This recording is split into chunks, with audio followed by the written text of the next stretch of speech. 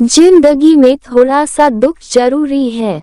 दोस्तों, शीर्षक जिंदगी में थोड़ा सा दुख जरूरी है पढ़कर शायद आप सोच रहे होंगे कि आज मैं ये कैसी बात कर रही हूँ। कोई भी इंसान यह नहीं चाहेगा कि उसकी जिंदगी में थोड़े से दुख के लिए भी कोई जगह हो। हर इंसान यही चाहता है कि उसकी जिंदगी में सिर्फ और सिर्फ सुख ही हो।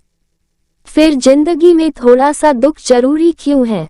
दुख शब्द अपने आप में जीवन की किसी कमी को दर्शाता है, लेकिन सोचिए कि यदि ये थोड़ा सा दुख जीवन में ना हो तो जीवन खत्म सा नहीं हो जाएगा।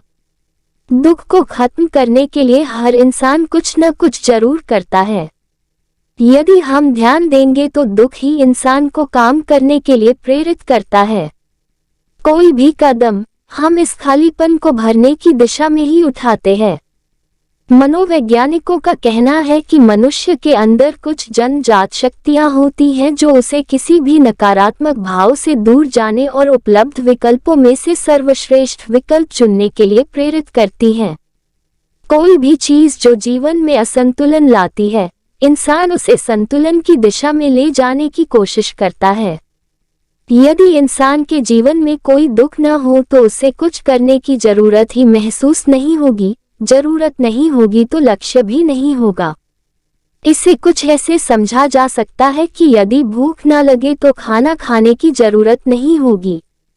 यदि खाना ही नहीं खाना है तो कमाने की भी जरूरत नहीं होगी। इसलिए अपने जीवन के किसी भी दुख को नकारात्मक ध्यान से देखना सही नहीं है। असल बात तो ये है कि ये कमी या अधूरापन हमारे लिए एक प्रेरक का काम करता है। जिंदगी में सिर्फ सुख ही सुख रहा तो इंसान उससे बहुत जल्द ही उबता जाता है। दुख को शिक्षक समझें, उससे सीख लें। तनाव एवं समस्याएं ही हमारे मन को जागृत रखते हैं। समाधान खोजते समय अनजाने हमारा व्यक्तित्व निखरता है।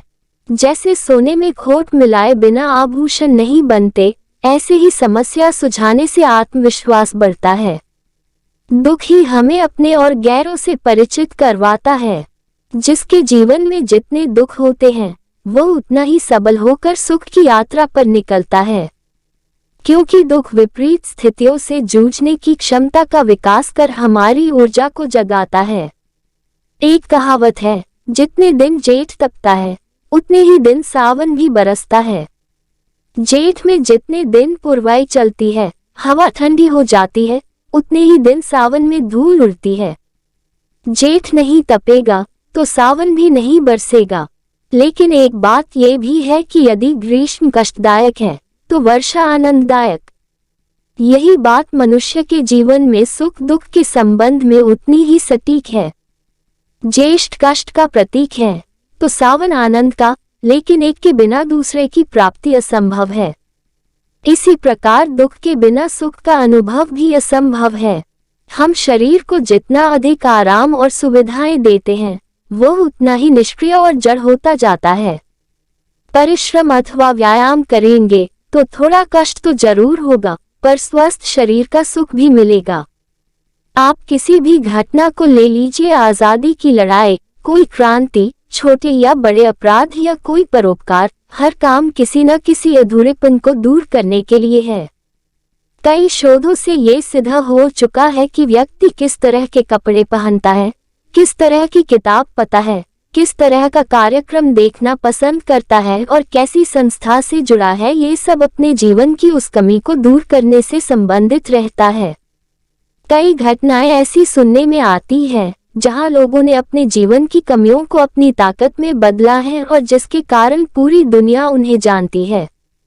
ऑस्ट्रेलिया में जन्मे 1984 निक वुजकिक का जन्म बिना हाथ पैरों के हुआ था। उनके दुख की हम कल्पना भी नहीं कर सकते, लेकिन अपनी सकारात्मक सोच से उन्होंने इस दुख को दूर किया। आज वे मोटिवेशनल स्पीकर बन पूरी दुनिया को जिंदगी जीने का तरीका सिखा रहे हैं।